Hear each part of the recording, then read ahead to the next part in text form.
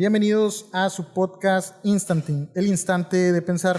Mi nombre es Diego Ciel y comenzamos. El día de hoy tenemos un gran invitado en el cual sé que hay muchos temas muy interesantes que muchos a lo mejor ya lo saben, otras personas, ciudadanos cotidianos, a lo mejor como uno, pues no desconocemos de ciertos temas que suelen ser muy importantes.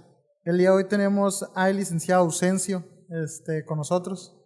Muchas gracias por el tiempo, por regalarnos un momento para poder conversar. Y pues me gustaría que nos mencionara un poquito sobre usted, cuántos años tiene, cuántos años lleva en la ciudad y muy brevemente un resumen a lo mejor de su carrera. Gracias.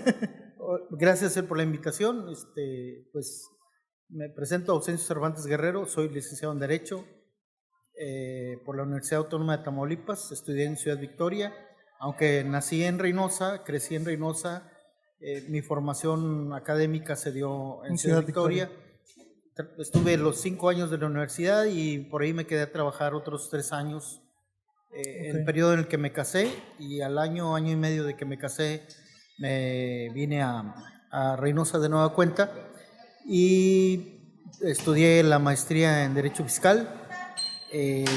Pues tengo una carrera pública más que otra cosa. Sí. Estuve alrededor de 16 años trabajando en el SAT, sí, en el Servicio de Administración Tributaria, uno lo conoce como Hacienda, claro. En el área de recaudación, en varios puestos, fuimos moviéndonos, no año con año, pero sí con una periodicidad un poquito grande. Duramos 16 años y luego me pasé continué en el servicio público, ahora en Ciudad Victoria, en la Secretaría de Bienestar del Gobierno Federal, en el 2019, como el jurídico de la Oficina de los Programas Federales, de los programas que maneja el presidente de la República. La mayor parte pasaban por ahí y estuve hasta el 2021, en que pasé a ser el secretario general del Congreso del Estado de Tamaulipas por casi 6 meses, impulsado mayormente por el grupo parlamentario de Morena, que en ese entonces era mayoría. Pierden la mayoría y nos remueven tanto al que era presidente del grupo del Congreso, que era de Morena, como un servidor que era el secretario general. Nos remueven, nos quitan, y después paso otra vez al gobierno federal, también a la Secretaría de Desarrollo Agrario, Territorial y Urbano, en el área jurídica, y finalmente como asesor del grupo parlamentario en la actual legislatura. La misma legislatura que fui removido como secretario, el grupo parlamentario me invita a ser su asesor.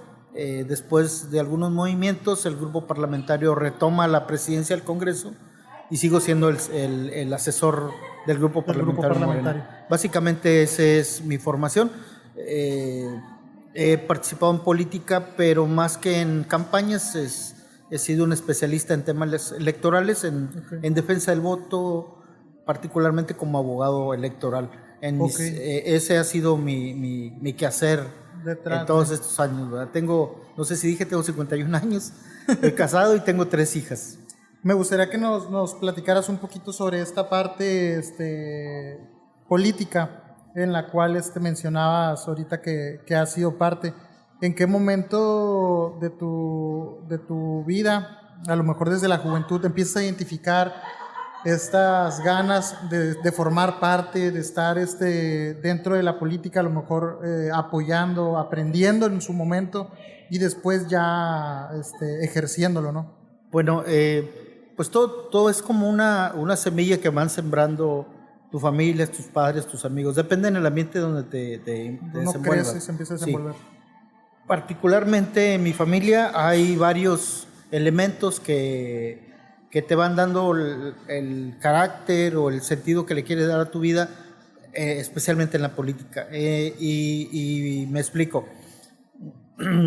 Papá fue candidato a diputado suplente por el Partido Auténtico de la Revolución Mexicana, siendo yo un niño de 5 o 6 años, acompañaba a mi papá a hacer los recorridos junto con mi mamá.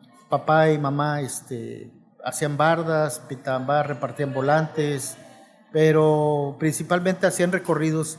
Y bueno, ahí fue el primer acercamiento.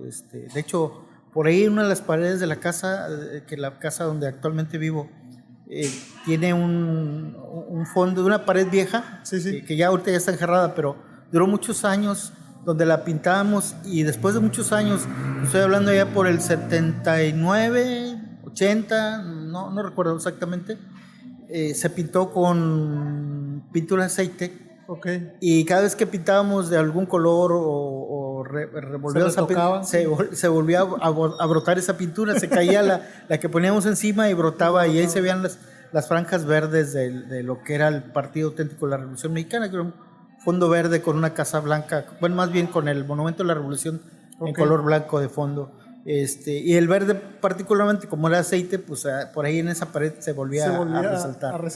Luego mamá, inclusive los dos estuvieron en movimientos sociales, campesinos, y se fueron metiendo un poco en la política. Mamá terminó siendo aspirante en el Partido del Trabajo en su formación. Okay. Inclusive llegó a ser dirigente local en Río Bravo. Con el tiempo ella se sale, tuvo algunos acercamientos con el PRD, pero ese es el otro tema. Y por otro lado tengo un hermano que desde muy joven militó en el Partido Comunista. Okay. En ese entonces era clandestino, y todavía algunos instrumentos que ellos utilizaban para hacer propaganda clandestina se quedaron en la casa. Okay. Con el tiempo fui entendiendo pues que hacían volantes, hacían panfletos, hacían periódicos informativos que no los podían hacer abiertamente. Lo hacían en un cuarto oscuro que tenían en Sevilla. Había un cuarto de revelado de fotografías. Okay. Tenías todo su equipo para poder... Sí. Ahí se fue quedando, y por ahí también llegó a estar en algún tiempo una persona que se llama Alfredo Díaz Palacios. Okay. Muy famoso allá por los 70s, porque fue un líder estudiantil muy conocido, y en las épocas en que los movimientos estudiantiles o movimientos de izquierda como el Partido Comunista pues eran reprimidos y eran encarcelados, y este joven vivió algunos días en casa previo a que, antes de que intentara llegar a la Ciudad de México, desapareciera. Okay. Es un desaparecido político, que yo creo que los adultos un poquito más grandes que yo deben de recordar, deben de ubicarlo. Yo no lo conocí, o sea, yo no lo recuerdo. Sé que ahí vivió porque ahí había cosas de él en la casa. Okay. Yo preguntaba de quién eran y al principio no me decían, y ya después fui entendiendo de qué se trataba. Entonces todo eso te va marcando. Hubo otros incidentes por ahí que pasaron en la casa que te van, no sé si abriendo los ojos o te van formando para tener otro criterio distinto al que prevalecía en ese entonces. Okay. Llego a Victoria a estudiar en el 90, y la necesidad de buscar un empleo me lleva a trabajar con un regidor emanado del entonces Partido de la Revolución Democrática. Okay. Y de ahí surge una serie de hechos o de cosas que me hacen involucrarme y afiliarme al Partido de la Revolución Democrática. Nunca como candidato, pero sí como asesor, como ayudante, como aprendiz. Okay. Y terminé siendo un abogado en temas electorales. Ahí aprendí los temas electorales y milité en el PRD hasta el 2001, 2003, por ahí, no recuerdo la fecha exacta. Exacto, sí. Y después de ello, solamente apoyaba a tanto amigos como a algunos conocidos que estaban particularmente en el PRD, en el PT, y después muchos de ellos se fueron moviendo hacia Morena. Okay. Ya después, cuando fue formado por el presidente de la República, y yo seguí colaborando con muchos de ellos, pero fuera de Morena, ¿verdad? Okay. No tengo una afiliación formal en Morena, pero sí los he apoyado, he estado con ellos me han apoyado a mí. Me siento identificado, más que morenista, creo que yo soy un seguidor de López Obrador. de los ideales. Sí, tengo mucha afinidad. De hecho, el presidente de la República, hoy presidente de la República, en ese entonces presidente del PRD Nacional, me tocó conocerlo en el 97, en el 97 y en el 98. Okay. Pero en el 98 me tocó hacer un recorrido desde Tampico, pasando por Victoria, Reynosa, hasta toda la ribereña, llegando a Laredo y terminamos en Piedras Negras. Él siguió su recorrido, pero nos tocó tener un trato ahí, de conocerlo directamente, sí. ¿Va? Y de ahí creo que nos sentimos identificados con las ideas que él manejaba. Aunque yo dejé el PRD, antes que él dejara el PRD, yo seguía hablando del presidente de la República, o bueno, del aspirante a la presidencia de la República en ese entonces, y una vez que se constituyó Morena, pues decidí mantenerme afuera de Morena, porque más que estar inmerso en el partido, pues era tener el seguimiento del presidente y de sus ideales, ¿verdad? Claro. Y los cuales yo creo que seguimos velando, procurando que se cumplan. Ese ha sido pues, como el surgimiento del interés y cómo llegamos a este tema. Puede ser incongruente porque a lo mejor los que nos van a escuchar van a decir, bueno, ¿cómo es que fue servidor público y tenía afinidad hacia López Obrador? Bueno, pues trabajé en un gobierno, trabajé en la época de Vicente Fox, sí. Y trabajé en la época en la llegada de Felipe Calderón.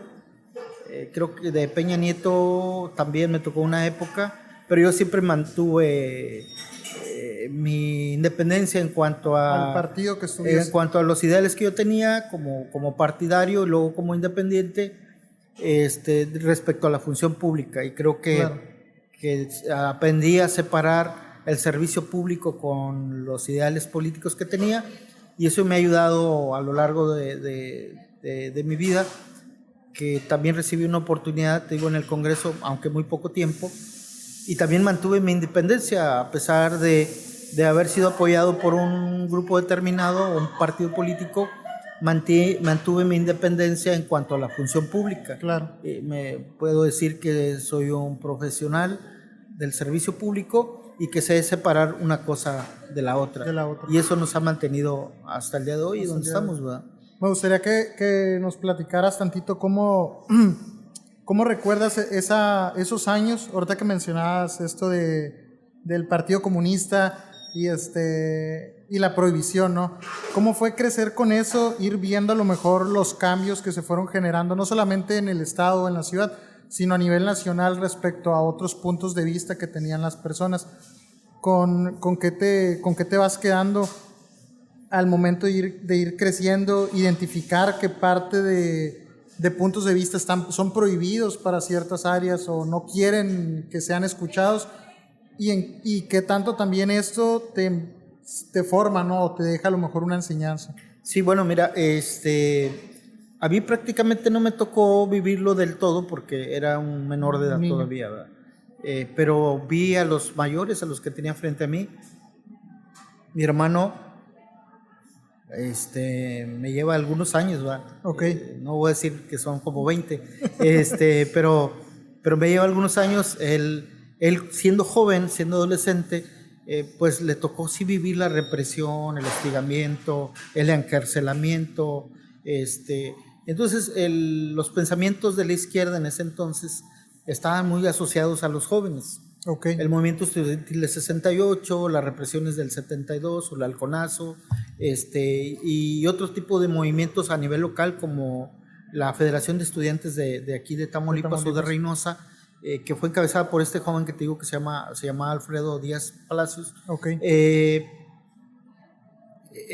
Todo ese pensamiento de izquierda o comunista estaba volcado hacia la juventud, todo se veía hacia la juventud. Entonces, yo prácticamente era un menor de edad cuando empecé a conocer, pues, que se reunían clandestinamente, que hacían publicidad clandestinamente, que estaban en contra del gobierno, que el gobierno iba y los perseguía, había represión, los querían callar, pero también me tocó ver que utilizaban a otros jóvenes que estaban ahí, que por unos centavos, por una amenaza, por algún beneficio. Sí, por un beneficio, o porque los condicionaban a ciertas cosas, que los metían para que fueran sus oídos al interior de los movimientos estudiantiles. Entonces el comunismo se fue creando en células, entonces por eso era muy difícil conocerse unos a otros, porque eran pequeñas células particularmente de 5. Entonces esa célula no conocía a otra célula, pero a lo mejor uno de ellos sí tenía relación con las otras, y había alguien que los empezaba a unir. Los unificaba, exactamente. Entonces te vas dando cuenta cómo va ese movimiento creciendo, hasta que uno de los presidentes, particularmente Luis Echeverría y posteriormente López Portillo, ven la conveniencia política de que el Partido Comunista ya no sea un partido clandestino, sino que sea un partido político formal, registrado, y ahí es como surge el Partido Comunista como partido formal, y empieza a desaparecer los grupos clandestinos, las movilizaciones abiertas de los jóvenes, particularmente las escuelas, sobre todo en el centro del país, para dar paso a movimientos políticos ya formalmente y controlados. Y digo controlados porque según ellos mantenían cierta independencia, pero el gobierno les daba los límites hasta podían llegar, ¿verdad? Y empezaron a hacer figuras. Por ejemplo, hoy se habla de los diputados de representación proporcional o diputados plurinominales que le conocemos. En esa época no existían. Antes de Luis Echeverría hacia atrás no existían los diputados plurinominales o la representación proporcional. Es más, no existían ni los partidos de izquierda. Los únicos partidos que existían era el PAN, Partido Acción Nacional, que es el más viejo, y el PRI, el Revolucionario Institucional, que antes tenía su antecesor, el Partido Nacional Revolucionario. Y esos eran los dos partidos existentes en el país. Uno abiertamente de derecha, el PAN, que siempre ha pertenecido a lo que nosotros conocemos con la clase burguesa o conservadora, y el PRI, que se fue aglutinando diferentes sectores hasta después llegar partidos como el PPS, el PARM, el Partido Auténtico de la Revolución Mexicana, que en el caso de Tamaulipas llegó a constituir la segunda fuerza en el estado, pero que no dejaba de ser como el partido chiquito del PRI, controlado por el PRI, pero que aglutinaba a todos los que estaban en contra del PRI y los mandaban para allá, ¿verdad? Le decimos nosotros, eran el apéndice del PRI. Después desaparece y se empiezan a crear otros partidos políticos hasta que en el 88 se crea un movimiento, el movimiento se me fue el nombre, nacional, se me fue el nombre. Pero desde entonces era Partido Cardenista, PAR, Partido Popular Socialista, Partido Socialista Unificado de México, que es uno de los antecedentes del Partido Comunista Mexicano, el PMT, Partido Mexicano de los Trabajadores, el PRT, Partido Revolucionario de los Trabajadores, que ese partido es formado y fundado por Rosario Ibarra de Piedra, una líder social que hoy su hija es la presidenta nacional de la Comisión Nacional de Derechos Humanos, que ellos iniciaron con una fundación que se llamaba Eureka, porque desaparecieron a uno de sus hijos en los movimientos estudiantiles, y forma esa agrupación, y después un partido político, y hoy es, bueno, su hija es la presidenta nacional de los derechos humanos. Después del 88 que no se puede lograr el reconocimiento del triunfo de Cuauhtémoc Cárdenas como presidente de la República contra Salinas de Gortari, el famoso fraude del 88, la caída del sistema que le conocen algunos, surge el PRD como el partido que aglutina a casi la mayoría de los partidos. Concretamente el PSUM fue el que da su registro, ya estaba formalmente registrado, pero después de esa llamada de Cuauhtémoc Cárdenas a hacer un movimiento nacional, el PSUM pone su registro y se forma el PRD. Y ahí es donde surgen figuras como Andrés Manuel, como Cuauhtémoc Cárdenas, como Adán Augusto, posteriormente llega Claudio Sheinbaum, pero inicialmente vienen del PRD, que ahora la mayor parte de ellos, con excepción de Cuauhtémoc Cárdenas, inclusive Porfirio Muñoz Ledo estuvo también, uno de los líderes nacionales, que fue presidente también del PRD, se van a Morena, con excepción, te digo, de Cuauhtémoc Cárdenas, que sigue en la sociedad civil. Entonces todo eso te va, pues lo que vives en el pasado, pues te va llevando a ir creando una forma de pensamiento distinta a lo que imperaba en ese entonces. Sí, claro. Antes decían, si no estás en el PRI, estás fuera, ¿verdad? Sí. No tienes vida, no tienes futuro. No hay cabida. Entonces tenías de dos, o estabas con ellos o estabas contra ellos. Y hay otras cosas que te marcan en la vida, ¿verdad? Algunos incidentes que pasaron con mi mamá, con mi papá. Papá estuvo encarcelado, mamá también estuvo encarcelada.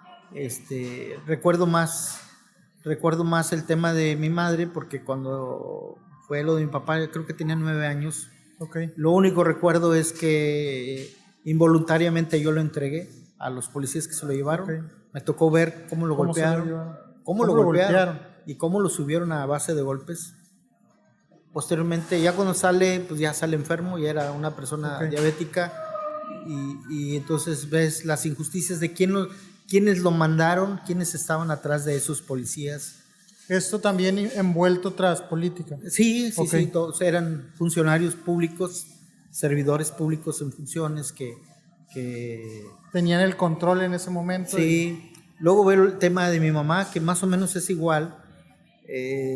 Ahí hay que reconocer que fueron varios factores, ¿no? Una cosa es, inducen a mi madre a hacer algo y es el momento propicio para que los que están en el poder la detengan y esté presa, ¿verdad? De todos los que detuvieron, porque no fue la única, solamente 3 personas estuvieron en la cárcel, todos los demás fueron declarando en contra de ella, y las otras 2 personas se aguantaron. Uno de ellos se llama Arturo Anderson, que ya falleció, y estuvieron casi hasta el final con mi madre en la cárcel. No duró mucho tiempo, pero estuvo un tiempo suficiente como para recibir vejaciones y otras cosas, ¿verdad? Claro. Y te pongo nomás un antecedente por lo cual esto te deja marcado. Estando en la cárcel, la llevan a la prisión con las mujeres, la dejan en una celda, le ponen una rea, y la rea va con la consigna de hacerle daño, inclusive matarla, ¿va? Pero como en las prisiones se sabe realmente quién es culpable y quién no. Claro. Y es la ley de la cárcel, le dicen algunos, ¿verdad? Pues se dan cuenta de que van a agredirla, y las propias reas detienen a esa persona y la amenazan, ¿verdad? Que con ella no se meta, porque más que una delincuente es una presa política. Y al final alguien decide moverla a un área que se estaba construyendo, aislada, pero de repente alguien en algún turno la regresaba a la celda, y luego alguien le mandaba decir, ¿sabes qué? Te trajeron a la celda, te van a traer de comer, no comas, porque te quieren hacer adicta, te quieren hacer adicta, y mejor no comas.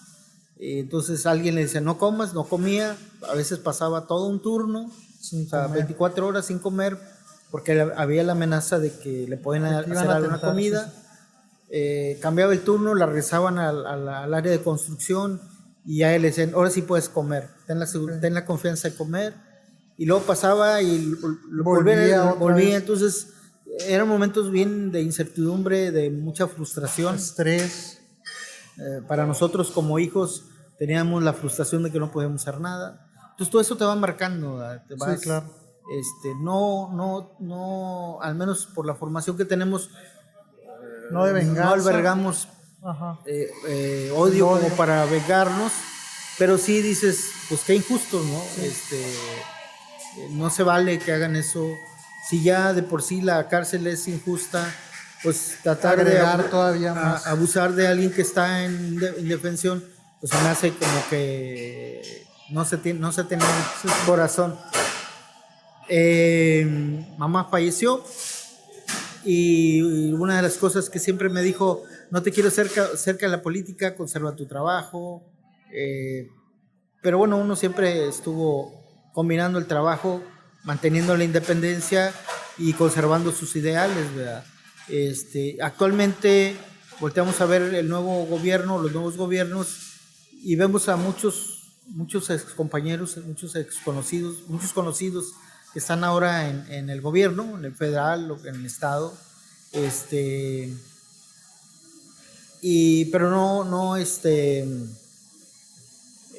vemos que también se han colado otros, ¿verdad? Como que hay unos que siguen, que no importa si están en un bando y luego se pasan al otro. Tratan de mantenerse siempre. Decía creo que es el Bester Gordillo, que decía que en la política había que estar, en el presupuesto, había que estar como en la olla de los frijoles, a veces arriba, a veces en medio, a veces abajo, pero siempre adentro. Entonces, más o menos yo creo que esa es la visión, la idea que ellos tienen, ¿verdad? Y ahí estamos, nos mantenemos al margen con cierta independencia. Yo en lo personal, creyendo todavía en los ideales de López Obrador y ahora de Claudio Sheinbaum, y creyendo que todavía a este país todavía le hace falta cambiar mucho más todavía. Claro. Me gustaría que una de las cositas que se me hizo muy interesante era esta parte que comentabas de cómo los jóvenes son los que inician estos cambios, cambio de ideas, cambios de pensamiento y arriesgando tanto su vida también. Sí. ¿Cómo notas hoy en día los jóvenes de ahora respecto a temas políticos? ¿Es algo que se da a notar, que se sigue viendo que los jóvenes tratan de seguir alzando su voz, de que su voto valga, de que sus puntos de vista sean escuchados? ¿O es algo que a lo mejor se ha ido apagando, que se ha ido yendo ese sentir de alzar la voz? Bueno, hay los jóvenes de ahora tienen dos rutas de pensamiento muy diferentes a lo que existía antes. Ciertamente las libertades que hoy tenemos, la democracia que hoy tenemos, surge precisamente de la fuerza, de la valentía de los jóvenes y esa lucha o ese clamor porque existieran más libertades. Poco a poco fueron ganando espacios, y esos jóvenes de antes son los políticos de hoy, son los adultos de hoy que siguen siendo políticos, ¿va? Por ejemplo, uno de los jóvenes que yo recuerdo, bueno, no lo conocí, pero en su juventud, pero que sonaban, pues es uno que se llama Pablo Gómez. Pablo Gómez es un decano de la política, de la izquierda. Él llegó a ser diputado federal, diputado local, por varios, y ahorita es el director de la unidad de inteligencia financiera con López Obrador.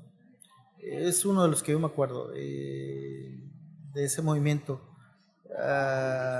Hay otro que se apellida Campos, que ahorita no recuerdo su nombre, Martín Campos, si no mal recuerdo, anduvo en la política, ahorita lo tengo desaparecido, no sé dónde esté. Fue diputado federal, local, creo que aspirante al Senado, pero que son los adultos hoy de la política.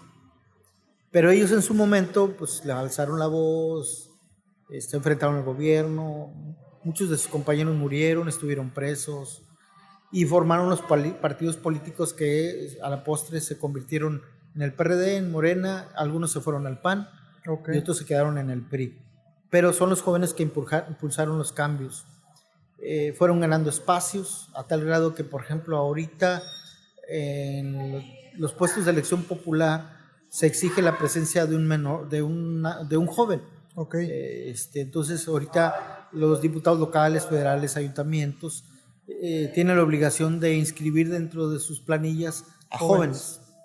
Pero los jóvenes de hoy tienen otro tipo de lucha, otro tipo de libertad.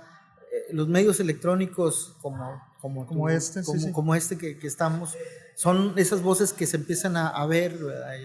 Las redes sociales han abierto un canal de comunicación diferente que exigen o que exhiben al gobierno de otra forma. Claro.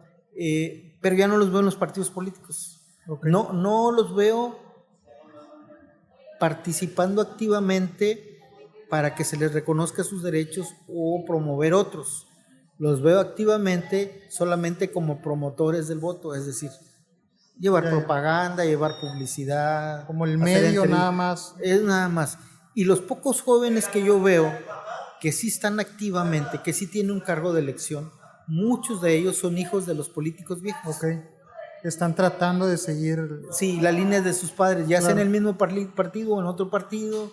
Y por ejemplo aquí siguen siendo los mismos apellidos, ¿no? Sí, pues, sí. El ejemplo aquí del local, el alcalde joven que tenemos aquí, para no decir marcas, pues su madre es una vieja política, claro, que ha estado en varios frentes, en varios puestos, varios partidos, y ahora en varios partidos, y ahora le toca a su hijo, ¿no? Claro. Entonces no es una lucha que hizo él, sino la heredó. Claro. Y en la planilla donde está, que está haciendo, hay otros jóvenes que están impulsados por sus padres, ¿va? Que son empresarios o son políticos de hace muchos años y que ahora están ahí, ¿va?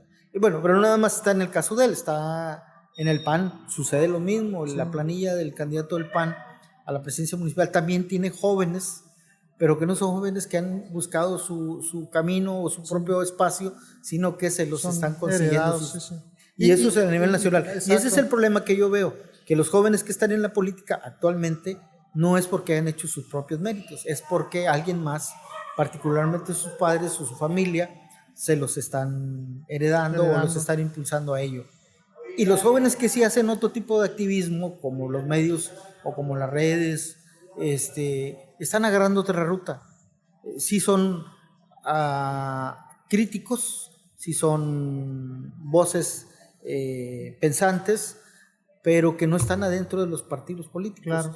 Y que yo creo que eso es lo que hace falta, que esas voces que se escuchan, que se ven en las redes sociales, debería estar en los partidos políticos para que los partidos políticos no se vuelvan viejos. Claro. Me refiero no a la edad, sino que no tienen cuadros nuevos. Exacto. Y los pocos cuadros que están metiendo, los están metiendo porque tienen que cumplir con la ley y no porque alguien se lo haya merecido o haya hecho méritos para ello. Para poder obtenerlo. Lo mismo sucede con las mujeres, ¿verdad? Hay muchas mujeres que han luchado por un espacio. La mamá del alcalde de aquí de la ciudad, en su momento llegó a ser regidora y ahí inició su carrera política. Estoy hablando... Sí, hace años. En el 2001, 2002, por allá. Pero llegó porque había la necesidad de poner una mujer en la planilla, porque el que era político era su esposo, el papá de este joven. Sí. Pero la que emprendió, la que logró una candidatura fue su esposa, fue regidora, luego fue diputada federal. Luego después el diputada federal fue directora, amiga personal del presidente de la República, de la esposa de Felipe, de Margarita Zavala, y después llegó al Senado, y después del Senado baja a la presidencia 2 veces. Así y es. ahora es candidata al Senado. Ella forjó su carrera política, pero inició con la necesidad de poner a una mujer. Y hoy sucede que muchas mujeres han empezado sus carreras políticas porque existe ahora la necesidad legal de cumplir con un requisito. Claro. Y llegan y dicen, caray, no sabía que yo tenía la oportunidad de estar participando, y ya se les registra y empiezan. Y hay otras, bueno, te puedo poner ejemplo de la maestra Magdalena Pedraza de Tampico. Una maestra. Ella ha forjado su propia carrera, ¿no? Desde hace muchos años ha sido presidenta municipal, ha sido diputada local, dirigente en el sindicato de maestros. Entonces trae un historial grande, que se lo fue construyendo, y ya podríamos decir que son de los políticos adultos. Pero no veo una Magdalena Pedraza pequeña, no su hija, me refiero a una mujer que la vaya a comparar o que se vaya a comparar con ella más adelante. No, desafortunadamente los espacios que le están dando los jóvenes, como algunos sectores de las mujeres, es solamente para cumplir con la ley. Requisito, sí. No es porque los jóvenes estén construyendo un espacio para ellos. Sí, sí. Construyen espacios de otro tipo en las redes, que es lo de hoy. Claro. Y lo reconozco, ¿verdad? Porque hay la libertad de decir y de pensar, de manifestarte libremente como no lo existía antes. Exacto. A lo mejor había un joven que tenía ideas de manifestarse de alguna u otra forma, pero no lo podía hacer. No podía ir a la radio, no podía ir a la tele. Claro. Entonces, este tipo de conductos creo que es el canal correcto para que se expresen y manifiesten, ¿verdad? Claro. Lo que falta es que en el gobierno, en los acción. gobiernos, los escuchen, sí, y los tengan de su lado para que este país pueda transformarse y tener ideas frescas. Exactamente, tener un cuadros jóvenes en la política y no los cuadros adultos, claro, como nosotros, que ya creo que ya nos quedamos un poco descontinuados, que no somos indispensables, o más bien no somos necesarios, tampoco indispensables, pero que creemos que nos hace falta formar a jóvenes atrás de claro, nosotros para que ellos sean el futuro de este país, en cualquiera de las trincheras, en cualquiera de los partidos políticos o del partido político que se llegue a quedar a futuro, ¿verdad? Claro, claro. No podemos tener siempre influencers, no siempre podemos tener comunicadores, tenemos que tener jóvenes activos, hombres y mujeres activos, y que aporten nuevas ideas. Claro. Entonces yo creo que ese es el problema que actualmente tenemos. Hay mayor libertad de expresión, sí, sí, pero hay menos participación en la política, en la vida activa de la política, en la idea de obtener el poder para el beneficio de la sociedad. En esa parte es donde yo creo que los jóvenes que hace más falta. Así es. ¿A qué crees que se debe esto? Por un punto, ¿crees que sea el no querer tener a lo mejor una responsabilidad, a lo mejor ya tanto a su punto de vista como una responsabilidad de la idea y de lo que conlleva tener mucha gente siguiendo a lo mejor tu ideal, ¿no? O a lo mejor que sea como el simple hecho de, pues simplemente a lo mejor dar la crítica, pero pues hasta ahí, ¿no? Bueno, tiene que ver mucho con nuestra formación. Okay.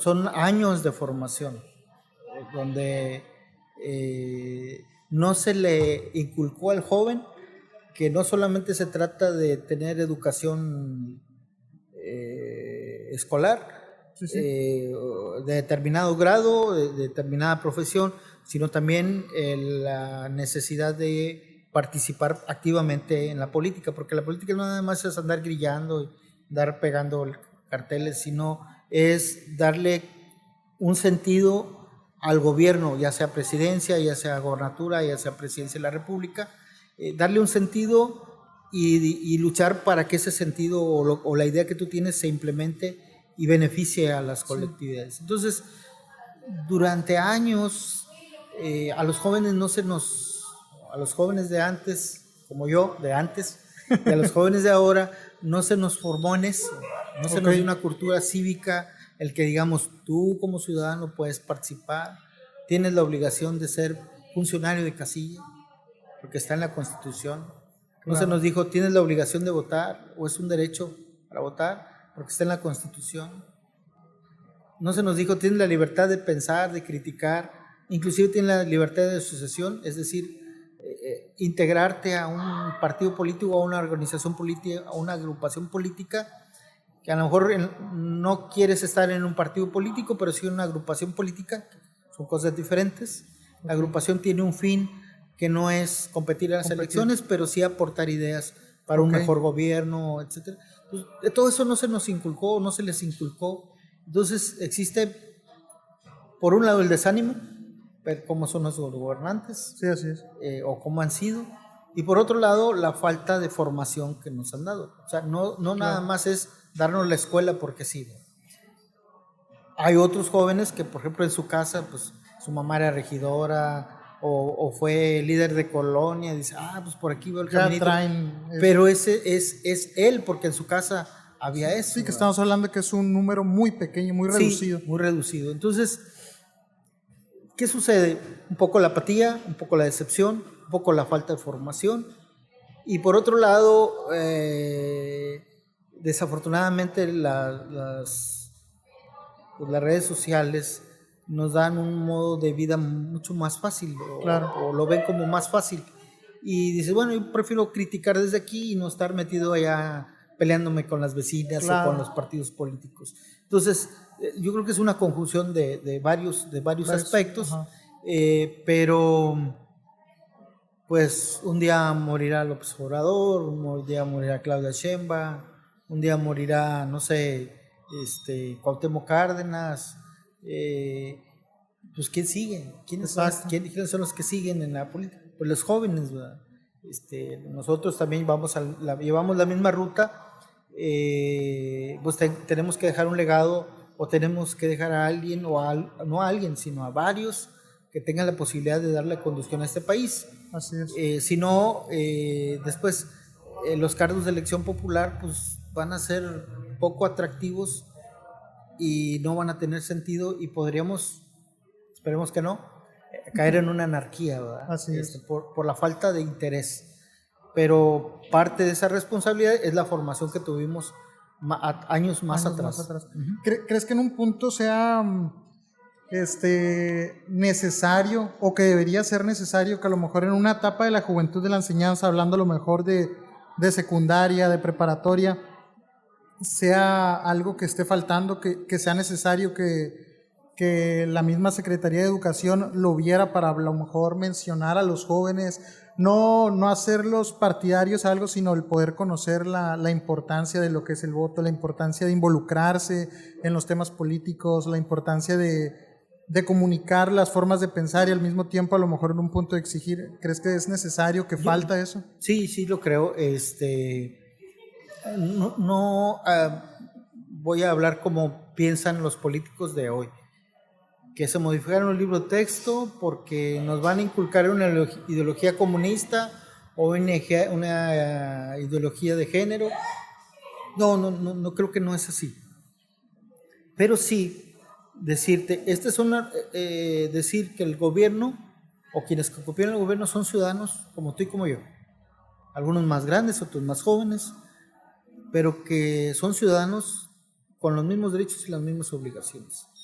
No, es que corrió con mucha suerte. No es que haya corrido con mucha suerte, porque tuvo un interés particular y se dieron las condiciones para que ese político o ese personaje ahora esté encumbrado.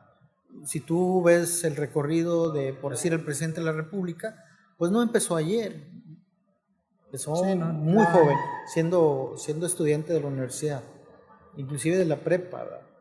Empezó en el PRI, se salió del PRI, empezó en el movimiento con Cuauhtémoc Cárdenas, y después formó el PRD y llegó a Morena, y hoy es presidente de la República. Pero tiene una formación desde muy joven, pero sigue siendo un ciudadano como tú y como yo, con un interés diferente al que nosotros tenemos actualmente. Entonces yo creo que hay que despertar el interés en todos los jóvenes, y para eso tienes que enseñarles que la Constitución dice que el gobierno está constituido por y para los ciudadanos. Es lo primero que les debe enseñar. Sí, claro. Luego les debe enseñar que tienen el derecho a votar, pero no solamente es un derecho, es una obligación. Aunque si no vas a votar no pasa nada. Hay por ahí unas corrientes que ya quieren castigar a los ciudadanos que no voten, pero lo que se debe enseñar es que más que un derecho es una obligación de votar, porque después no se vale que tú no votaste te estés quejando de tu gobernante, claro, que ahora es malo, ¿verdad? Y cuando le preguntas, oye, ¿fuiste a votar? No, es que no fui a votar. ¿Y entonces por qué te quejas? Porque te quejas, claro. O sea, tienes lo que tú no decidiste elegir. Exacto. ¿Sí? No es lo que tú elegiste porque no fuiste a votar. Entonces, no es culpa de él que sea así, es culpa tuya porque tú no votaste. Claro. Entonces, es lo que le debe enseñar a los jóvenes. Y dos, la participación activa. Y la participación activa va inclusive de ser funcionario de casilla. Hoy el INE, por ejemplo, tiene problemas en todo el norte del país para que el día de la elección los ciudadanos participen. Se supone que eligen una letra del apellido, el primer apellido, y de esas todos los ciudadanos que están inscritos en el listado nominal van y los buscan, son los primeros que buscan para que vayan a ser funcionario. Y nada, llega el del INE a la vivienda, como si fueran los testigos de Jehová, ni le abren o le cierran, ¿verdad? Claro. Y ahí está el pobre muchacho tocando, y dice, no, pues no quiso, ¿verdad? Y aquel que lo recibe le dice que sí, pero la hora no va. No se presenta. Pues es una obligación también. Allí es parte de la educación política, cívica política, ¿verdad? O sea, no porque seas presidente de la casilla o funcionario de la casilla, pues ya te va a dar derecho a que seas presidente, pero contribuyes a que haya un proceso democrático. Y luego se quejan, hombre, es que se robaron las urnas, robaron las boletas, falsificaron las actas. Pero tú que tenías el derecho o la obligación de asistir, no fuiste, y que conoces o que hoy criticas, pudiste haberlo evitado con tu sola presencia, claro, con tu sola participación. Y yo creo que esa es la parte que nos falta educarnos, decirnos, claro, no por un partido político, sino simplemente lo que la Constitución nos dice. El gobierno está constituido por los ciudadanos y para los ciudadanos. Y cualquiera de nosotros que sepa nada más leer y escribir tiene el derecho o la posibilidad de llegar a un puesto de elección, claro, a través de un partido político de manera independiente, pero existe esa posibilidad. Tienes la obligación de votar y no se vale que te quejes que no está el que debería estar. Sí, sí, sí. Y tu derecho a participar activamente a través de los procesos electorales como funcionarios. Eso ayuda mucho, abona mucho a el ánimo de los jóvenes y de la sociedad en general para participar en los procesos electorales. Pero si no nos educan, si no nos dicen, pues sí, vamos a seguir criticándonos, vamos a seguir en la misma. Seguir cerrando las puertas.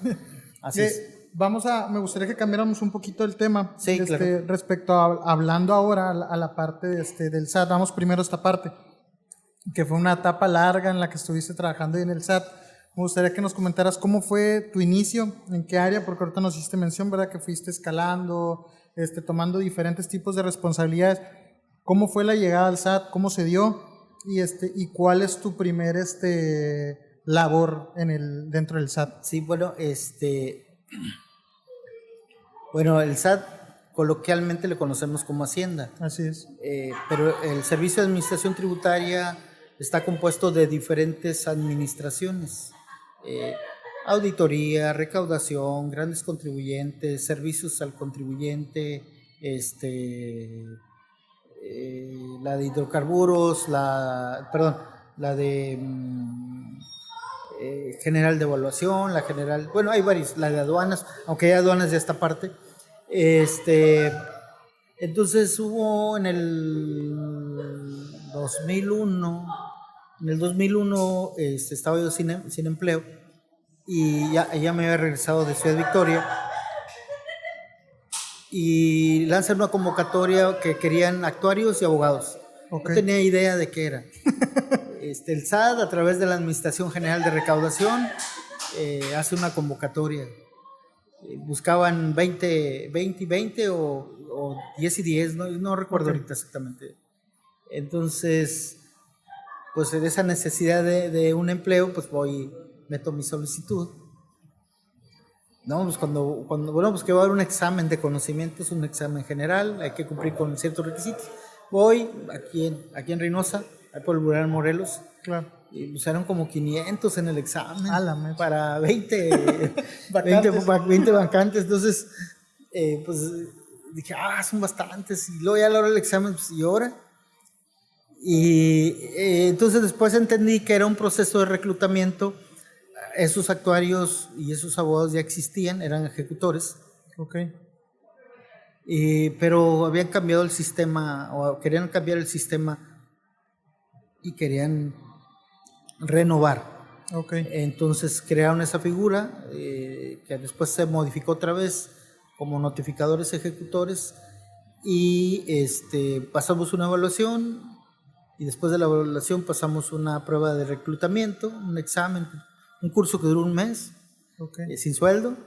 Y después, ¿cuántos años tenías en ese entonces? No me acuerdo, como 30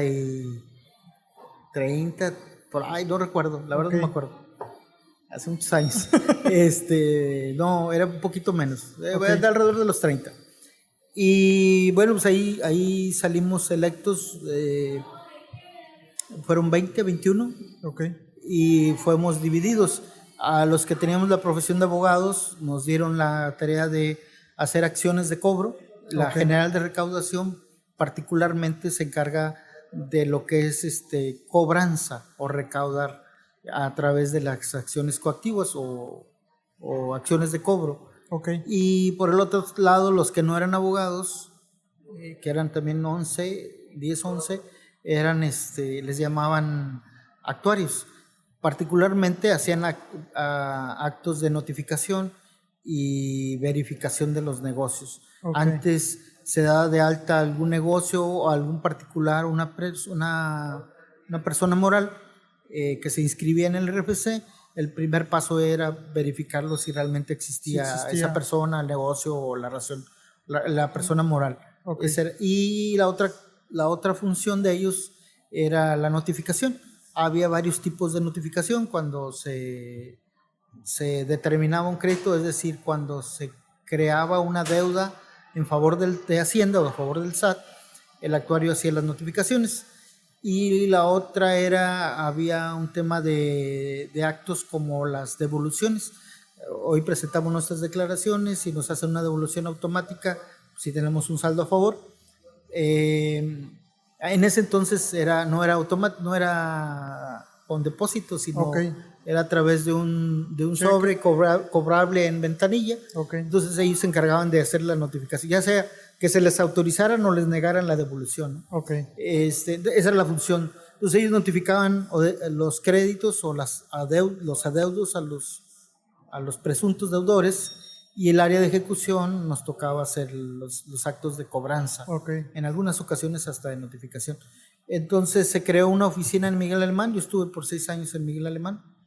Fui entre jefe de la oficina, notificador, ejecutor. Un poco de todo. Sí, nos tocó hacer de todo. Éramos inicialmente 4 personas, terminamos todos al final de cuando yo me moví. Estoy hablando del 2002 al 2008, 2009 que me vine aquí a Reynosa. Entonces básicamente recaudación es la parte del área de cobranza, el área de recaudación propiamente. Había otras autoridades como auditoría, como grandes contribuyentes que iban y fiscalizaban o revisaban la aduana inclusive, en las tareas de verificación de las importaciones, pues encontraban que omitían impuestos.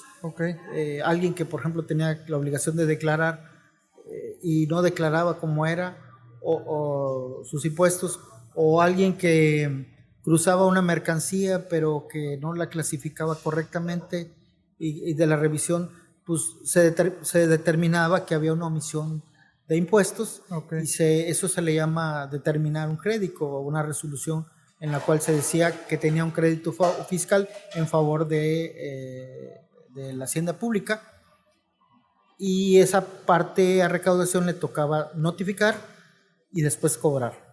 La forma de cobranza pues era ya sea con un formulario de pago en institución bancaria o a través del embargo de bienes muebles o inmuebles, de tal manera que las facultades que tienen o tienen los ejecutores es hasta eso, llegar a embargar cuentas, bienes muebles. Y hay algunas excepciones en la ley, pero casi la mayor parte de los muebles, televisiones, no sé, computadoras, dependiendo del giro o lugar donde vayas, lo que puedes embargar. Lo que no puedes embargar son las cosas que son parte de la casa, la cama, la estufa, los enseres domésticos. Y siempre cuando sean del deudor, ¿verdad? Porque son de tercero, no lo puedes embargar. Y también los inmuebles, o los terrenos o las propiedades también son susceptibles de ser embargados. Y después de eso, pues lo que sigue es que si no pagan, pues, a pesar del embargo, se sacan a remato, a subasta. Y en ese inter puede el deudor ir a pagar y se le restituya sus bienes. Si no lo hacen, se embargan, se venden, y tiene un procedimiento que es algo largo, complejo, pero a veces no era suficiente para cubrir los créditos y se le vuelven a embargar otros bienes hasta que cubre el crédito. Se cubre todo. Sí, ahí duré 6 años. Aquí en Reynosa fui jefe. Hay un área administrativa, un área de oficinas, fui jefe de departamento. Okay. También otros tantos años en el área de ejecución también. Okay. De ahí sacábamos los documentos que salían a la calle para ir a cobrar. Ahí se generaba todo eso. Y después estuve un tanto hasta el 2019 en la subdelegación de notificación. Okay. Entonces ahí ya era jefe de todos los notificadores ejecutores y de un personal que trabajaba dentro de la oficina. Ahí duré otro tanto, un buen tiempo hasta que me salí en el 2019. Okay. Me salí para cuestiones personales y terminé en la Secretaría de Bienestar en el mismo 2019. Okay. También el gobierno federal. Me gustaría que nos hicieras el comentario sobre el SAT. Hay muchas dudas respecto a lo mejor en generales, ¿no? Que suele tener la ciudadanía. Número uno, yo creo que muchas personas llegan a desconocer la importancia que hay en tener nuestros papeles en regla, ¿no? De repente uno le toca ver personas que dicen, ¿sabes qué? Pues yo ni siquiera sé cómo, en qué situación está mi RFC, y no saben muchas situaciones. ¿Qué tan importante crees que es que desde muy jóvenes nosotros logremos tener en orden ciertos documentos? Esto hablando sobre el SAT, ¿no? Bueno, la Constitución dice en el artículo 31, fracción cuarta, que es obligación de todos los mexicanos y mexicanas contribuir para el gasto público. Claro. Entonces, no es que yo agarre de mi dinero y voy y se lo doy al gobierno para que haga obras, no. De la actividad que nosotros hagamos, comercial, profesional, subordinado, a través de una persona moral, tenemos la obligación de contribuir al gasto de manera proporcional a los ingresos que nosotros tengamos. Entonces, ¿de dónde sale los programas sociales? Pago para los adultos mayores, las becas, para pavimentar las calles, bueno, todo lo que tiene que ver con el gobierno federal, para la infraestructura, carretera, para puentes, para los salarios inclusive de los propios funcionarios públicos, surge precisamente de los impuestos o de las contribuciones, porque son contribuciones. Los impuestos es una variante o es un grupo de las contribuciones. Okay. Hay impuestos, derechos, contribución de mejoras, aprovechamientos, me falta uno. Entonces, de la actividad que nosotros hagamos, tenemos obligaciones de pagar impuestos, derechos o contribución de mejoras, dependiendo del régimen o del área o lo que estemos haciendo. Okay. Entonces, desde un comerciante que está inscrito en el RFC, así pague un peso de impuesto sobre la renta o de IVA, de ese abona una bolsa que sirve para todos los gastos que hace el gobierno, todos, claro. Desde los salarios hasta los programas. No surge de la maquinita que hace el Banco de México, no, surge de lo que tú y yo aportamos. Por eso es importante que todos aporten, así sea un peso, porque eso se retribuye. Luego surge así como que la duda si realmente lo que yo pago lo utilizan. Oye, si la calle no está bien pavimentada o la carretera no está bien hecha o gana mucho ese empleado, claro. Pues como que no está bien utilizadas mis impuestos. Bueno, ese es otro tema. Le corresponden a los entes fiscalizadores verificar que haya un debido ejercicio del gasto público. Pero cada peso que nosotros aportamos como ciudadanos inscritos al RFC abona esa bolsa que después se nos retribuye. Y a veces, por ejemplo, en algunas casas me ha tocado ver que un joven que trabaja en una maquiladora tiene a su papá, a su mamá, a su abuelita y a su abuelito. Y resulta que los 4 reciben el apoyo de adultos mayores, o 2 de los 4, pero es un trabajador de maquiladora que a lo mejor no le alcanzaría para mantener a los 4 o a los 2. Sí, sí. Pero su impuesto se está trabajando, su impuesto, su contribución, está trabajando para que sus familiares reciban ese apoyo. Pero si él se excluye del RFC, él y todos los demás, pues ¿de dónde va a surgir el recurso necesario? Por eso es la importancia. No no es un asunto menor no estar en el SAT, ¿verdad? De ahí es de donde se regula qué tanto pagamos y esa bolsa o ese monto va a esa bolsa que se va a repartir, que son los ingresos que le conocemos. Es el presupuesto de ingresos, que es una estimación de todo lo que va a recaudar el país por diferentes conceptos. Entre uno de esos son las contribuciones de los ciudadanos inscritos al RFC en el SAT. En base a la estimación de los ingresos, se estima cuánto se va a gastar, que es el presupuesto de egresos. Y en ese presupuesto de egresos viene toda la clasificación: salarios, obras, pensiones, becas, apoyos hospitales, etcétera, etcétera, etcétera. Claro. Entonces, en la medida en que se reduzcan los ingresos, también se reducen las contribuciones. Y menos llegarían los apoyos a los adultos o cualquier otro programa. En eso consiste en eso es la importancia. Luego te digo, existe la decepción porque dicen, pues, ¿para qué pago impuestos? Si mira cómo está la carretera, o mira cómo está el puente, o mira cómo está acá, porque no hay una aplicación. Pero esa ya es una función que le toca a otro organismo, que es en este caso la Cámara de Diputados, a través de un órgano técnico que se llama Auditoría Superior de la Federación, revisar que se apliquen o que se ejecute bien el gasto. Y sancionar a quien no lo esté haciendo, ¿verdad? Pero esa es otra tarea. La tarea del SAT, en mayor medida, es básicamente tener los ingresos para dirigirlos al gasto público. O sea, de ahí sale todo. De todo, bueno, son las empresas.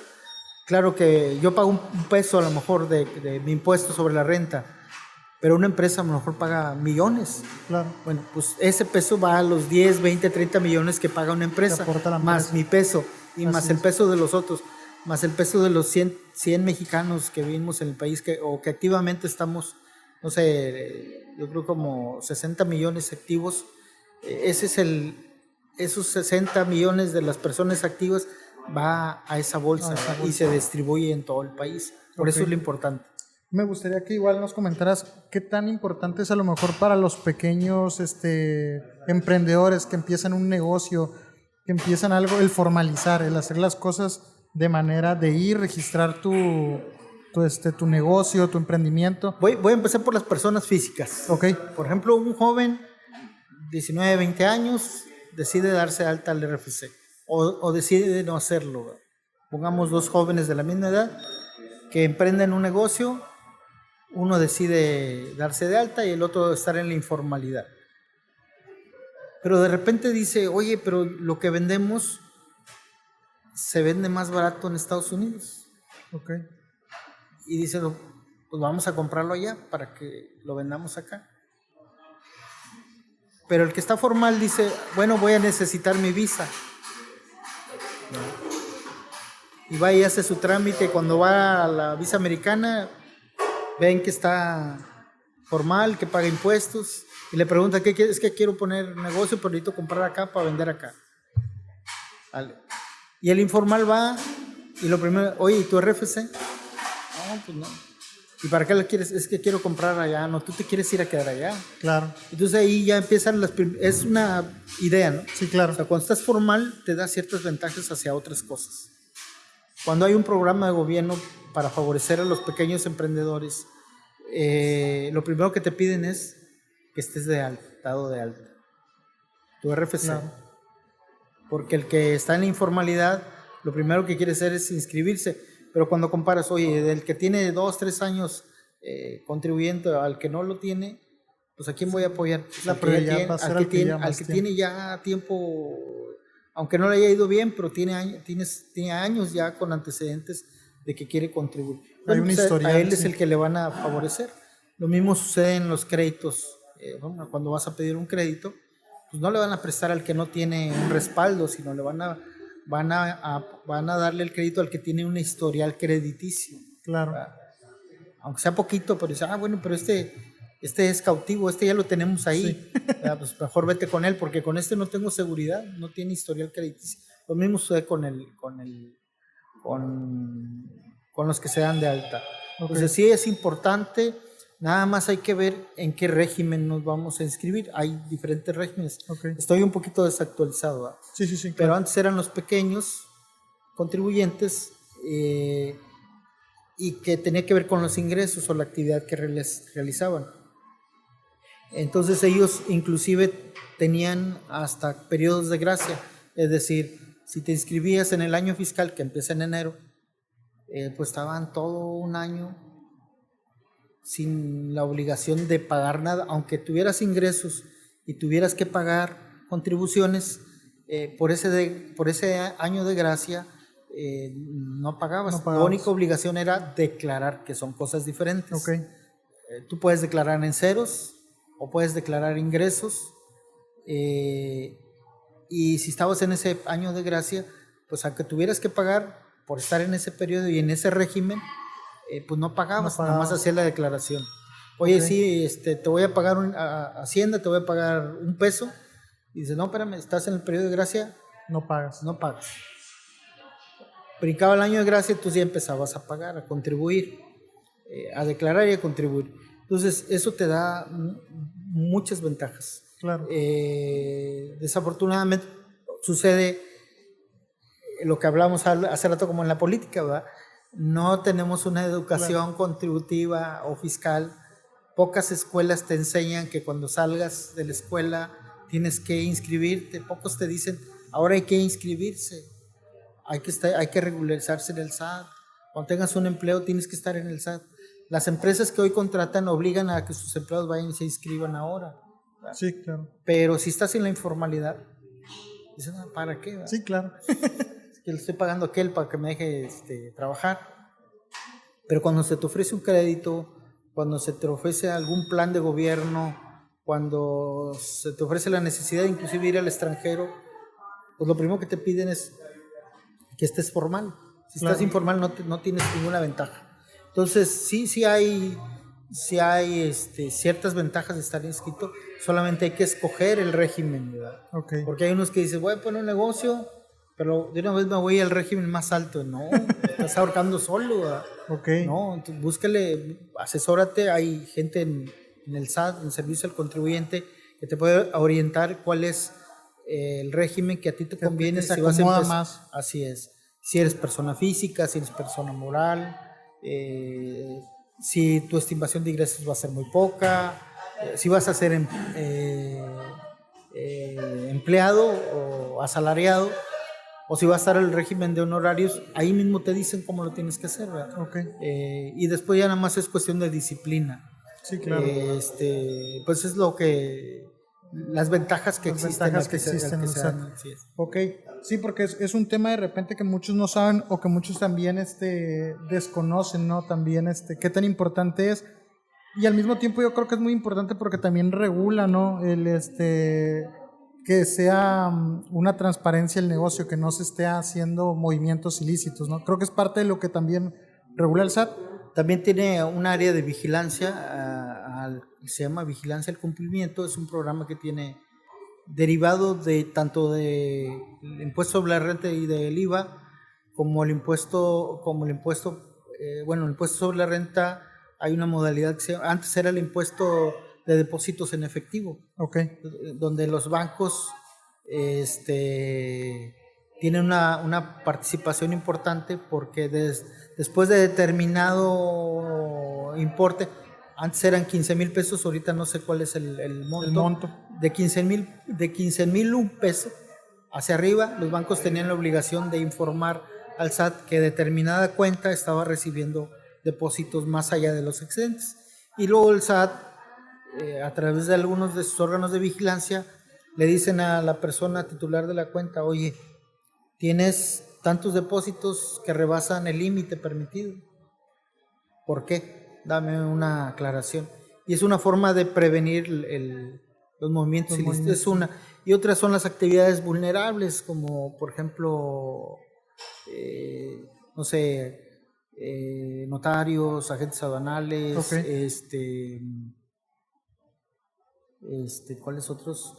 Los propios bancos, las casas de cambio, donde dicen, oye, ¿sabes qué? Estamos detectando que fulano tal importa 200 vehículos, pero no está declarando nada, ¿verdad? Los 200. ¿Cómo le hace? ¿Verdad? ¿Qué está pasando? Entonces, ahí hay una alerta y los vigilan. Oye, determinado contribuyente está haciendo estas actividades. Los agentes aduanales igual, los notarios cuando hay compraventa de bienes inmuebles o transacciones, también tienen ciertas obligaciones de enterar algunos impuestos, pero cuando hay ciertos movimientos, oye, fíjate que esta persona compró un bien por, no sé, 20, 30 millones de pesos, pero tiene ingresos por 1,000 pesos, pues ¿cómo le hizo, verdad? Entonces ahí se prenden las alertas para el SAT. Entonces hay varios mecanismos que se utilizan para prevenir las actividades ilícitas en cuanto a contribuciones. ¿Qué puede pasar si uno hace caso omiso a una de esas notificaciones? Bueno, muy buena pregunta. Hay diversos orígenes de las resoluciones del SAT. Desde que importas un vehículo y te detienen en un aduana americano y te detienen, te lo quitan, pero aparte te lo quitan, te generan un crédito fiscal por la omisión de los impuestos, por traer un vehículo ¿cómo se llama? De procedencia extranjera. Entonces te imponen multas, la omisión de algunas contribuciones, y eso se convierte en una deuda que uno adquiere en favor del gobierno o en favor del SAT. Alguien que, por decir, tiene una empresa y que tiene muchos ingresos y a la hora de sus declaraciones dice, tuve pérdidas. Y llegan los de auditoría fiscal, revisan sus libros contables y resulta que no tuvo pérdidas, que es falsedad, que sí tuvo ingresos. Bueno, le determinan que hubo omisión de impuestos. Entonces tendrá que pagar los impuestos que debió haber pagado, más las multas que se hayan generado por esas omisiones. Y se lo notifican y se constituye en un crédito fiscal que después la autoridad tiene la obligación de cobrar. ¿Qué otras figuras? Bueno, hay varias figuras, ¿no? ¿Cuáles son las consecuencias? Primero, tendrías un adeudo a tu nombre, ya sea persona física, persona moral. 2, una vez que ese adeudo, que si tú dices, rompo la multa, ¿verdad? Vi que no me hacen nada. Bueno, lo que sigue es lo que te decía, las acciones de cobro, que van desde el embargo de las cuentas. Si es una persona moral y tiene cuentas bancarias, lo primero que van a hacer después de una auditoría es embargarle sus cuentas provisionalmente. Y no va a poder sacar su dinero, si tiene dinero. Claro. Segundo, si no es suficiente el dinero para cobrarse de ahí, van a ir a embargarle los bienes que existan. Y si a pesar de eso no cubre la deuda, pues hay varias acciones, hay varias posibilidades. De tal manera que, por ejemplo, pueden terminar las personas físicas en el buró de crédito. En algunos casos muy contados, dependiendo de la naturaleza, lo que haya pasado, pueden terminar en prisión. Hay un delito que es evasión de impuestos. Ese es un delito que se determina al momento de revisar la contabilidad. Si lo hiciste deliberadamente, utilizaste un mecanismo de falsedad, una doble contabilidad, por decirlo de alguna forma, te la descubren y te pueden iniciar un proceso penal aparte del proceso del cobro de los impuestos, que son cosas diferentes. Son dos cosas distintas. Sí. Entonces, sucede que, por ejemplo, hay alguien que se le ocurre cruzar con su vehículo sin permiso al interior y allá lo detienen.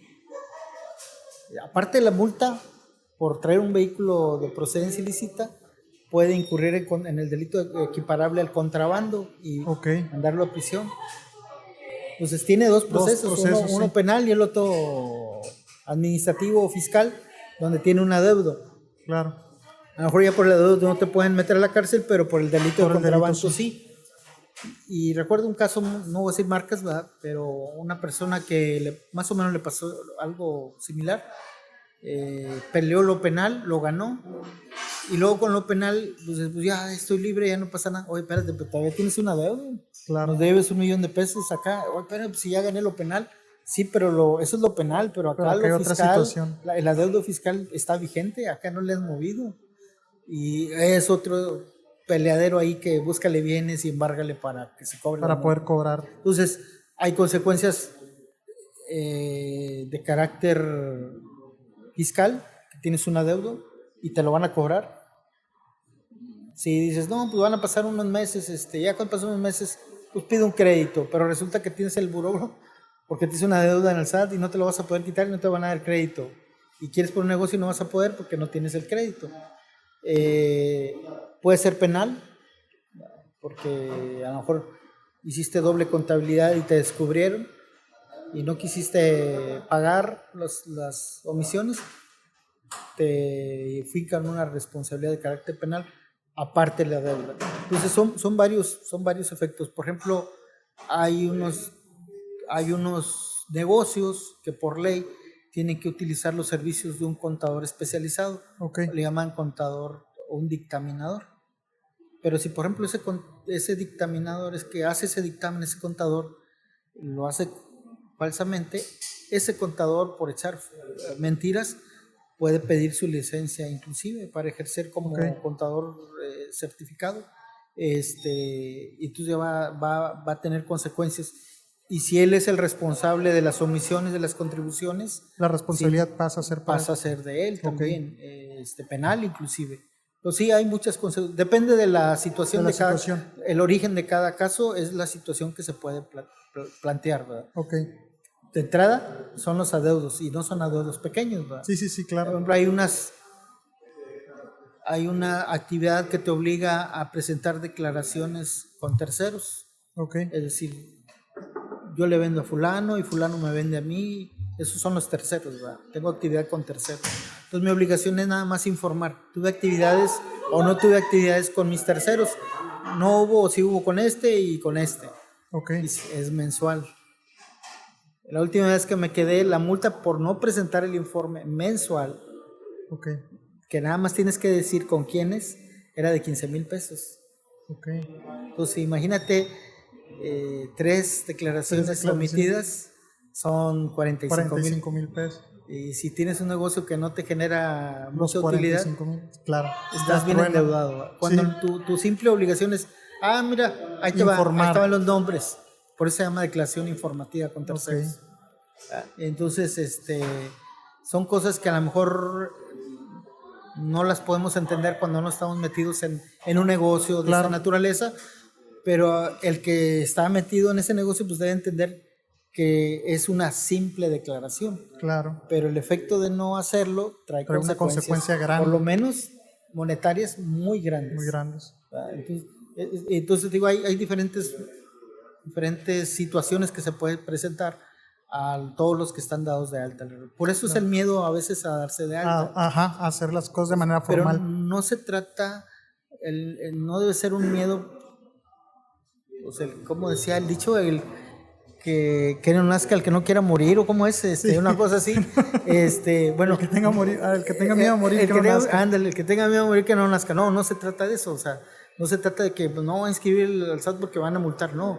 Aprende el procedimiento, qué es lo que tengas que hacer, asesórate bien qué es lo que tienes que hacer y cómo es que puedes no eludir, pero sí cumplir y que no tenga consecuencias. Claro.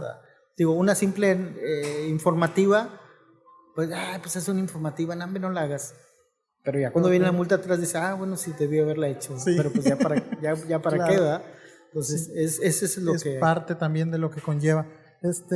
Bueno, eso fue la parte del SAT. Me gustaría que nos platicaras un poquito cómo fue la parte de esta última etapa donde de ser secretario.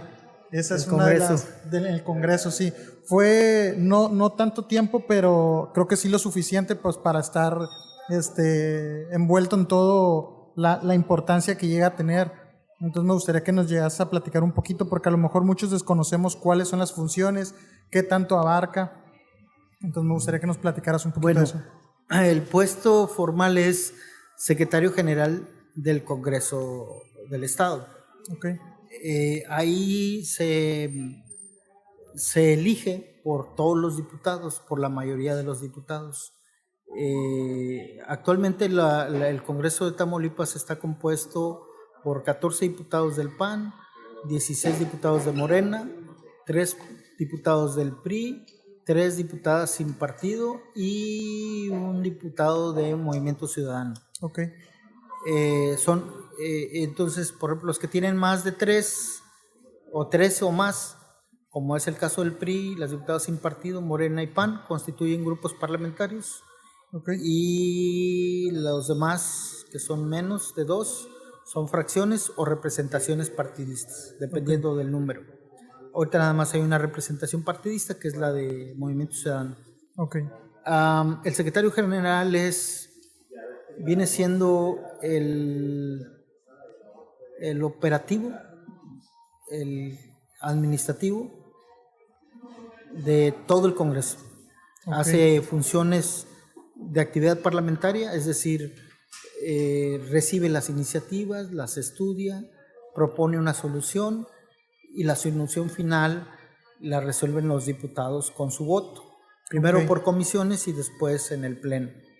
Entonces, el secretario general se encarga del flujo parlamentario, tanto de la recepción de una iniciativa, su estudio para que sea viable, para la ciudadanía. o que se diga que no es viable y que se conviertan en reformas ya sea legales o constitucionales. Okay. Y luego pasa por el flujo del pleno, primero comisiones que emite una cosa que se llama el dictamen, Okay. y después viene la aprobación del pleno o de la mayoría de los diputados en una sesión del Congreso en su conjunto, y después ordenar su publicación en el periódico oficial.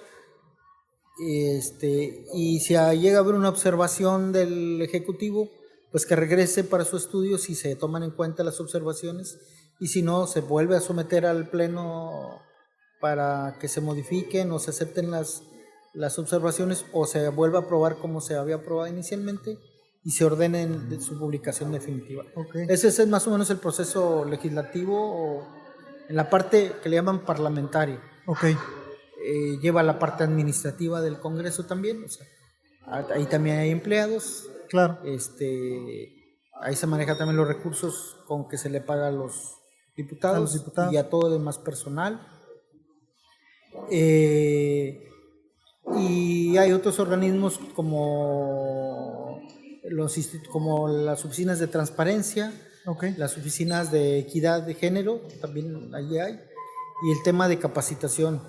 Okay. Entonces el secretario general tiene la responsabilidad de todas estas tareas. Áreas, sí. Y el secretario general, el Congreso tiene 36 diputados. Okay. Y el secretario general tiene 36 patrones, ¿va? Okay. Entonces, está al servicio de los diputados en general o del Congreso en general, y generalmente los temas se atienden por grupos parlamentarios o por representaciones partidistas. Okay. Generalmente un grupo parlamentario tiene una inquietud, la necesidad de hacer algún proyecto parlamentario, se atiende por grupo o se atiende por diputado o diputada, claro, dependiendo, ¿verdad? Entonces, yo digo que el secretario general tiene 36 patrones. Y conduce también los trabajos del órgano de dirección. Hay 2 órganos de dirección parlamentaria o del Congreso, okay, que no es el secretario general, que son diputados. Okay. Uno es la mesa directiva, son los que presiden las asambleas. Okay. Entonces el secretario aporta todos los elementos que se necesiten para que la mesa directiva lleve a cabo las sesiones, ya sea ordinarias o extraordinarias. Hay sesiones ordinarias y extraordinarias. Las ordinarias se dan en los periodos legislativos. Hay 2 periodos legislativos por año. Uno empieza en octubre, 1 de octubre, y termina el 15 de diciembre. Y el otro empieza en el 15 de enero y concluye el 30 de junio. Okay. Ese es el segundo. Son 3 años, son 6 periodos, okay, o dos periodos por cada año. Son 3 años legislativos.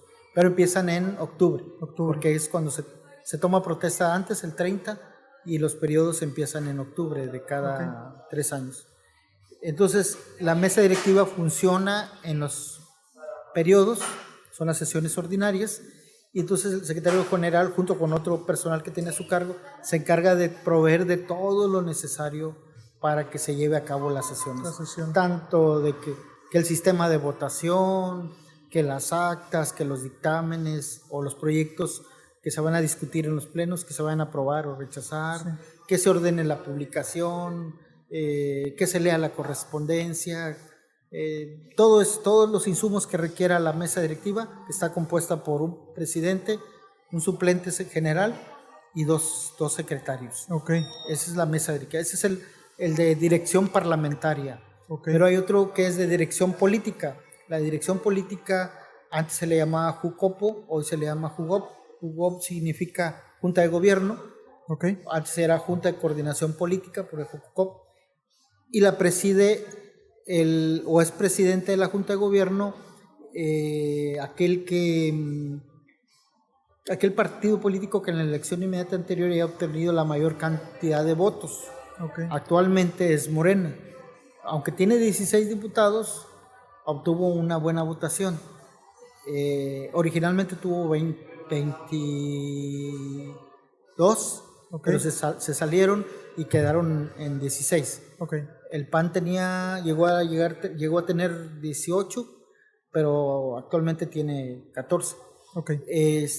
Pero en la votación, quien obtuvo mayor votación fue Morena en la elección del 2021. Por lo tanto, por ley le tocaría al coordinador de ese grupo por haber tenido la mayor cantidad de votaciones. Ahorita se llama la diputada Úrsula Salazar Mojica.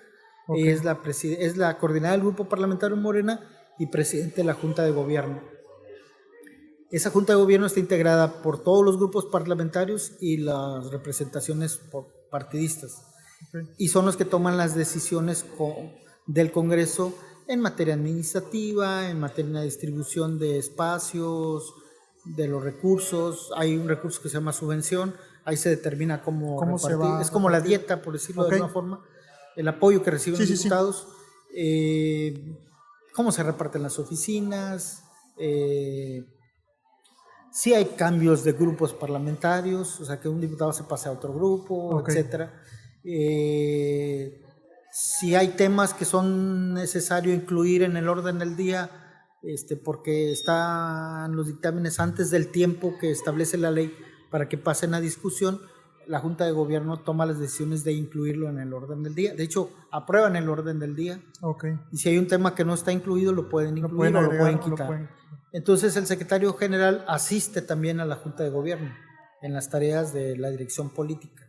Entonces, el secretario general es como que el multitareas del Congreso, ¿verdad? Me tocó poco tiempo, me tocó 6 meses. Como todo es político, todo es de interpretación, inclusive la propia ley del Congreso, en su momento fuimos sacados por una interpretación que se dio de la ley. No eran los momentos para haber peleado, pero a lo mejor legalmente si lo hubiésemos peleado, ahí estuviéramos, pero a lo mejor hubiéramos estado, pero confrontados con los que dirigían. Todos los que lo forman. Entonces decidimos no hacer nada legalmente, dejar que las cosas fluyeran. Se recuperó por el grupo parlamentario que en su momento me impulsó, pero ya no fui considerado para eso. Sin embargo, el trabajo que hizo poco tiempo creo que fue bueno. Bueno, a lo mejor no está bien decirlo, ¿verdad? Pero me tocó un diciembre, estar todavía en diciembre, se acostumbra a poner los adornos navideños, el arbolito.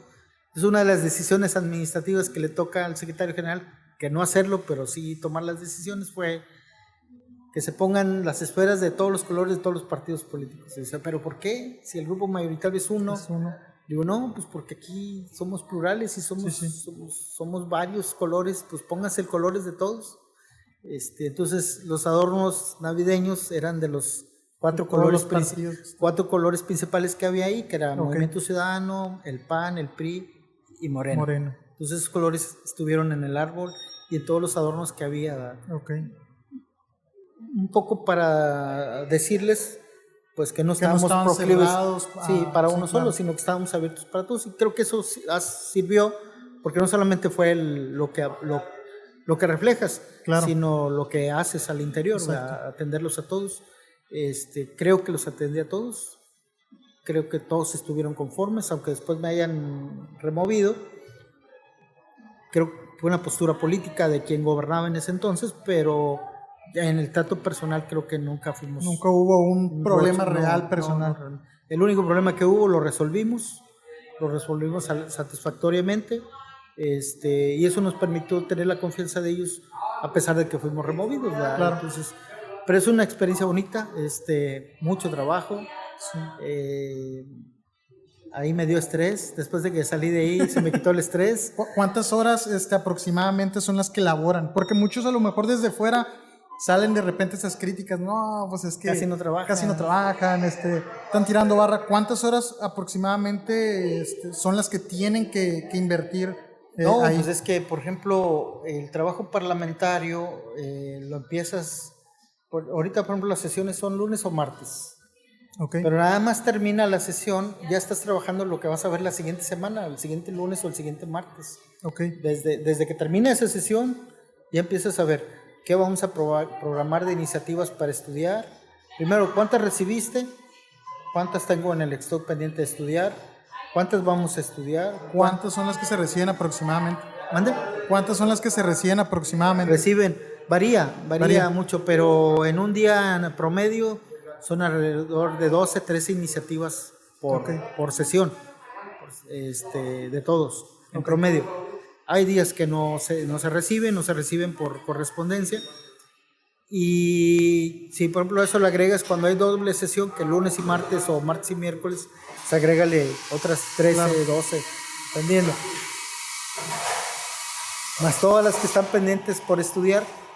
Entonces, ves lo que recibes, ves lo que tienes pendiente de dictaminar, y entonces ya estás programando qué estudiar para dictaminar. Cuando hablamos de dictaminar es el estudio donde dices si procede o no procede, o procede parcialmente, okay. Y propones a los diputados en comisiones que son pequeños grupos por temas. Okay. Hay del agua, de gobernación, de salud, de educación, del trabajo. Son por temas. Sí, claro. Dependiendo del tema que traiga la iniciativa es hacia donde los dirigen. Y después de eso, de que pasa por comisiones, dependiendo del sentido que le den, si se aprueba o no se aprueba, pasa al pleno. Okay. Y en el pleno, ya con todos los diputados, con los 36 diputados, se somete a votación el dictamen. Si fue positivo, se aprueba y se publica. Si es una ley, una reforma. Y si es negativa, pues nada más se aprueba que es inmaterio o improcedente y ahí queda el asunto concluido. ¿Qué propuesta recuerdas? No digo que sea la mejor, porque claro que todas las propuestas que se llegan a manejar y que se llegan a aprobar, pues se están aprobando porque pues son importantes, ¿no? Hay una necesidad por lo cual se están aprobando. ¿Cuál recuerdas que fue una a lo mejor de las que más ruido te hizo, que más La más escandalosa? Sí. No es por el tema. Me voy a explicar porque a lo mejor cuando lo escuchen se van a sentir algunos grupos ofendidos. Okay. Pero fue la que nos hizo más ruido, que fue la del matrimonio igualitario, matrimonio entre parejas del mismo sexo. Cuando se iba a aprobar, el Congreso se llenó con dos bandos, con dos grupos. ¿Esa propuesta inicialmente de quién era? De una diputada que surgió de Morena y que terminó en el PAN, y que estando en el PAN impulsó para que se aprobara. Okay. Pero venía de una acción de inconstitucionalidad, un recurso legal que existe en la Corte que obligaba a que todos los estados contemplaran en sus legislaciones el matrimonio igualitario. Okay. Había solamente 2 estados que no habían cumplido en ese entonces, que era el estado de Tamaulipas y el estado de Oaxaca. Okay. Los demás estados ya habían cumplido de una u otra forma, pero ya en su legislación contemplaban el matrimonio igualitario. Okay. Entonces solamente en Tamaulipas y Oaxaca no se había aprobado. Okay. Entonces es una propuesta de esta diputada que estaba en Morena, eso fue el PAN, y estando en el PAN promueve esta iniciativa. Pero impulsada por la Corte, okay. Obligada a los estados a legislar. No lo habíamos hecho, no se había hecho.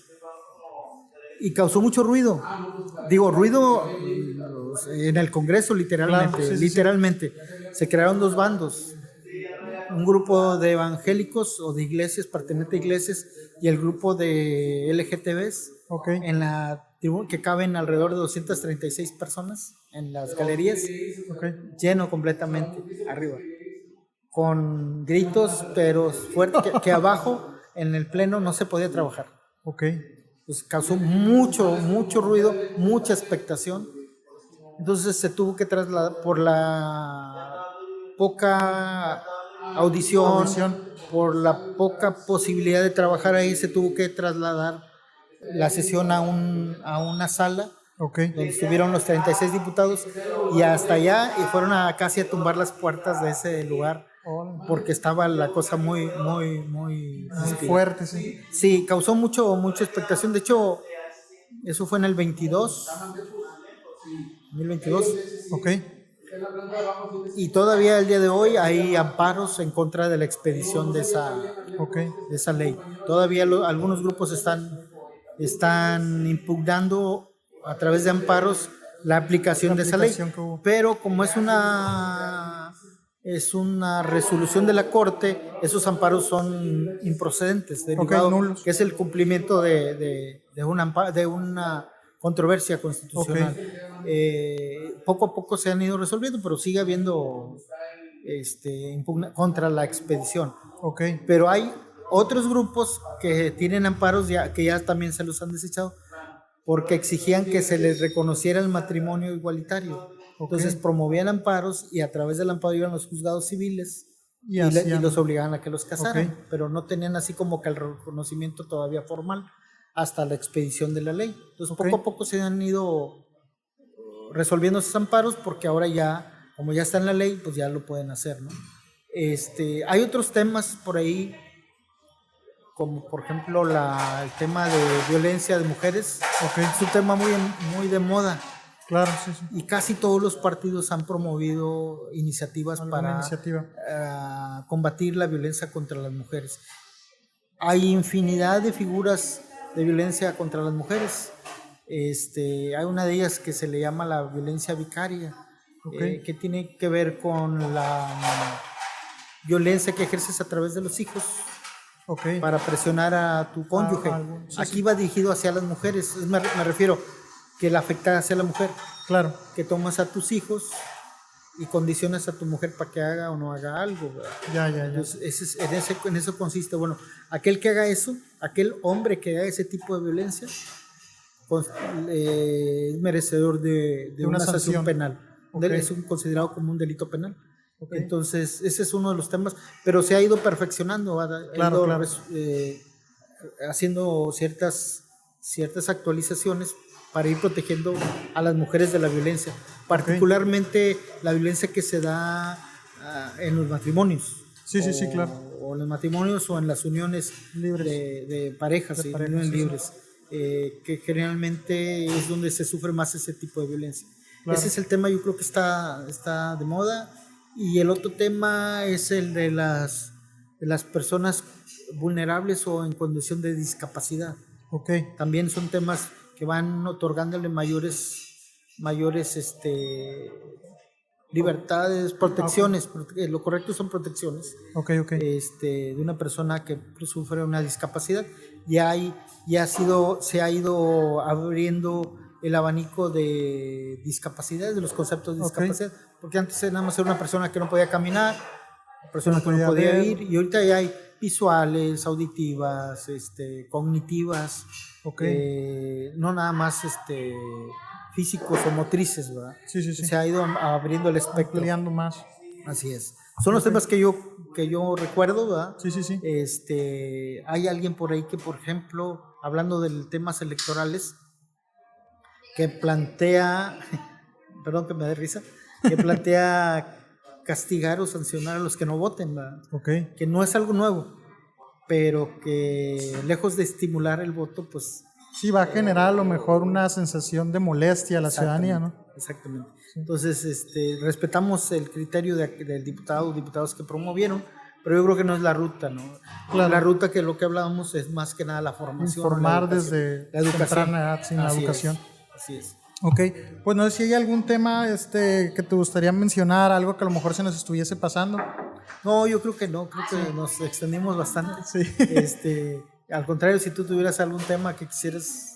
No, al contrario, creo que agradecer más que nada por el tiempo. Fue un tiempo muy bueno en el cual yo sé que muchas personas tenían dudas en algunos temas. Me gustó mucho la parte de hablar de Reynosa, pues de años atrás, ¿no? De esta parte que a lo mejor muchos jóvenes no conocemos, que en su momento pues hubo cierto problema para poder expresar y que a lo mejor a veces eso hace que no conozcamos o que no valoremos esta parte ahorita de poder expresarnos libremente, de poder dar nuestro punto de vista, nuestra crítica, que hoy en día es una de las que más se ocupa, ¿no? La crítica hacia el sector político, el sector público, y que no nos damos cuenta pues que no hay algo a lo mejor en concreto, ¿no? que te prohíba hacerlo, pues lo puede hacer uno desde las redes sociales, lo puede hacer uno libremente desde un partido político, tanto, ¿cómo decirlo?, estos nuevos que hay, que son de manera, pues sino que que son independientes, ¿no? Que ya no hay tantos problemas, pero que aún así a lo mejor como jóvenes no nos empapamos mucho de los temas.